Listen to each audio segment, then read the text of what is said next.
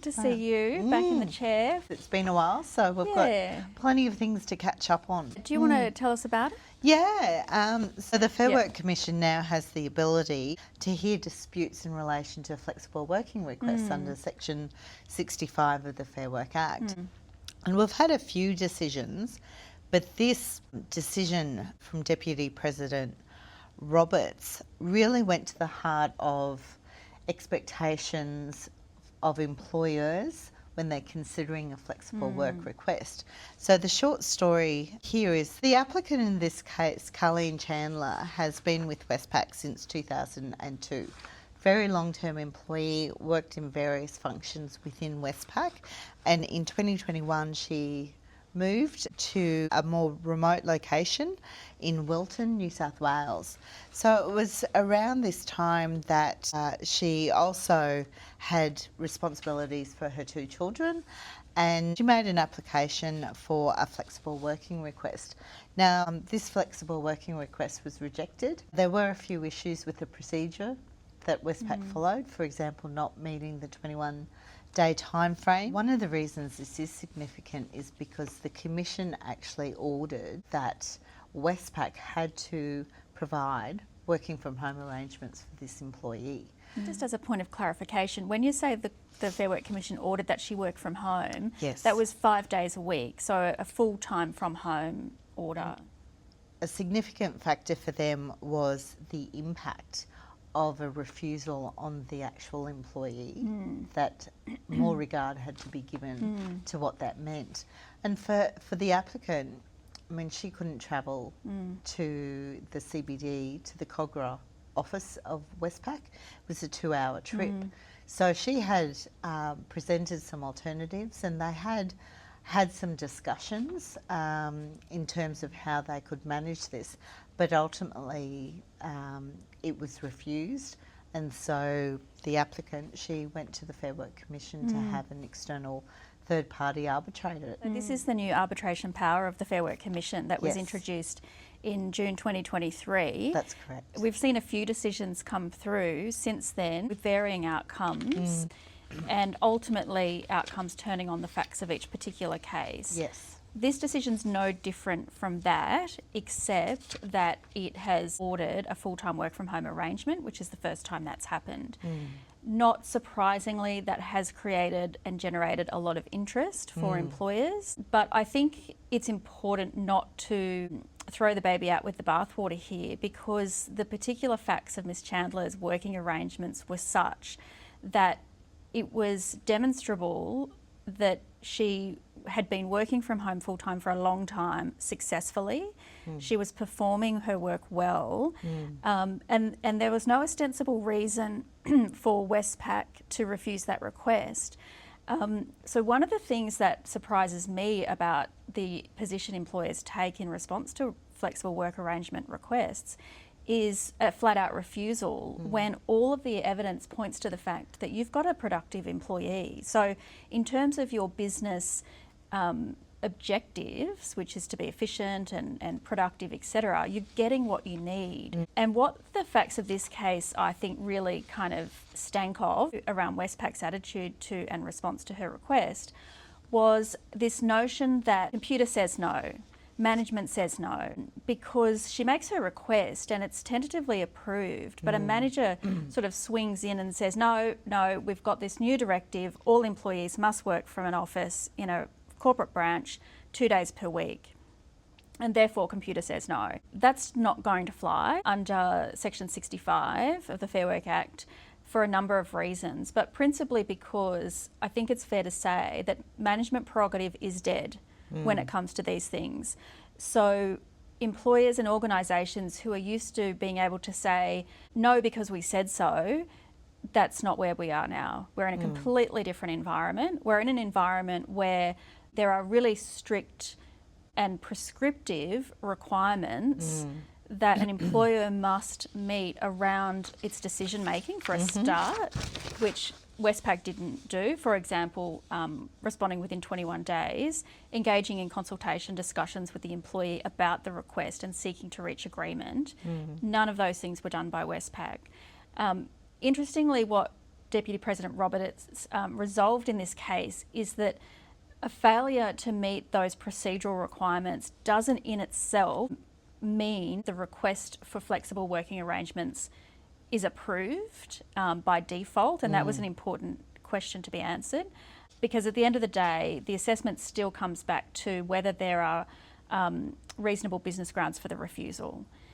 And it's not enough for an employer to say our grounds relate to the fact that we don't want to open the floodgates, or we want to act consistently for all employees, or we're enforcing a policy and therefore there are reasonable business grounds. Those are generic things that don't get any traction, and this decision reinforces that. Absolutely. So for me, I don't think the decision's controversial in the context of the provisions of the legislation, how they've been applied so far in other cases. I think this is entirely consistent with that. But what it has done, of course, is just reinvigorate for particularly the banking sector, but also other work environments and industries that lend themselves well to working from home, is that push, particularly by unions, to get the request for flexible working arrangements responded to and addressed in a compliant way. So I think we can expect to see more of these applications and probably less arbitrated decisions, to be honest, because I think employers are on notice that you might get an outcome you don't like. Yeah. So this was a very clear decision in terms of putting employers on notice that the way we look at remote work, work from home, working in the office is an ever-developing area. But with the Fair Work Commission's new power, they will delve into it and they will look at the circumstances and not just take a broad brush approach. And make a binding decision. Yes. That you need to be prepared to live with if you're an employer and you're contesting these things. So it certainly informs the approach that we take to advising our clients around not just individual decision making, but litigation risk and strategy more broadly. Compliance with the prescriptive of the Fair Work Act around how an employer should respond to a request, which is different to how the employer should determine or decide the request. Yes. That's really an important distinction, always pointing our clients in that direction, particularly the 21-day time limit to respond, but also the obligation to have those discussions and explore options. Yes. A very important part of that process. And ultimately to be able to establish reasonable business grounds is, I think what the cases are telling us, and particularly this one, is that employers need to point to real demonstrable grounds, not just ideas about the fact that coming together in the office is useful and beneficial. I don't think that is accepted as a proposition that's going to determine the issue. And having a blanket policy that doesn't take into account those reasonable circumstances that people find themselves in. Absolutely. And there won't necessarily be an answer to a request for flexible working arrangements that starts and ends with it's against our policy. Yes. So I would have thought that organisations would need to be looking at what data around performance metrics or really critical and fundamental aspects of the job require in-person engagement in an office or in some particular place with some particular people. The bar is sort of being raised in terms of what you might need to clear to satisfy the Commission that there are reasonable business grounds for refusing it. So Jo, what are some practical steps that employers can take in relation to flexible work arrangement requests? Well, first thing is it's really important to always assess each request on the circumstances. So no one size fits all approach. Look at the circumstances of the case. Document the business grounds that you're thinking might be a reason for saying no to the request or for putting an alternative position forward, and examine that. Are they the sort of reasons that you would be happy to put to the employee, to discuss with the employee, or, as with this Westpac decision, to explain to the Fair Work Commission and have them to consider? Step 3, always respond within the 21-day time frame. Yep. To the I think that might be step 1 though, wouldn't it? Like, put it in your diary. You've got 21 days. Yeah, absolutely. And don't forget it. Another step is to look at alternative opportunities. What else is explore available? some options. Yeah, if you can't grant it exactly how it's asked, what could you do? You know, and that can open up that communication and consultation, which is really important as well. And our 5th step is to conduct a legal review, to have a look at whether you've met the time frame, your documentation. You can seek some legal advice, because we can talk about relevant cases that may or may not have some influence if there was a dispute to be lodged, and we can also help to uncover any difficulties that you wouldn't want the Fair Work Commission putting into a publicly available decision. Certainly, exactly. Okay, great. Well, they're really useful practical steps for responding to a request.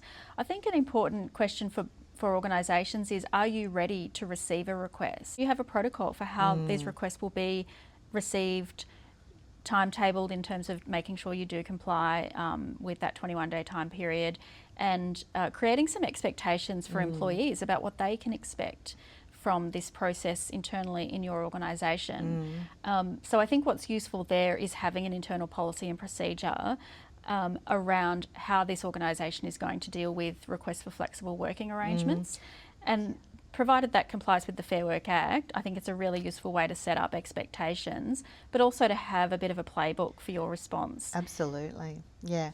Making sure the person who's going to be dealing with the request knows what their obligations are as well. Absolutely. So that they know there's that 21-day time frame, they know that they need to look at specific grounds based on the circumstances of the request. Yeah, absolutely. And I think that the Westpac decision we've just discussed illustrates really well why it's important for decision makers in organisations to have proper understanding of the framework for those decisions. And you know, in this case, a manager who just sort of waltzes in and says no, computer says no, it's not going to work. So there's an education piece there too within organisations around managers, supervisors, leaders, understanding the frameworks within which their decisions have to be made, and aspects of compliance that need to be taken into account. Because we're only going to see more of these types of dispute applications coming through as people are looking to create more flexible working arrangements. And so employers should be on ready. Notice. Yeah, absolutely. And that's something we can help with, right, Jo? Absolutely it is. We have a product offering with their policies to ensure that they have responsive and flexible policies, that they know how to deal with the request, and that the person responsible for dealing with the request has the information they need. Yep. We can certainly help with all of those steps. Yep, absolutely. So if your organisation doesn't have a policy, there's an off-the-shelf type product from us and some support around implementation. Yes. And if you do have a policy, of course, we can undertake those reviews and identify where anything might need to be updated or addressed if required. Or otherwise just give you comfort that, you're on the right track and you've got this. And when you see decisions like this, it's an absolute opportunity to say, is my policy responsive, flexible, considered enough in light of what's happened in this case? Yeah, absolutely. All right, well, thanks for your great insights, Jo. It's been a really good discussion. Thank you. As always.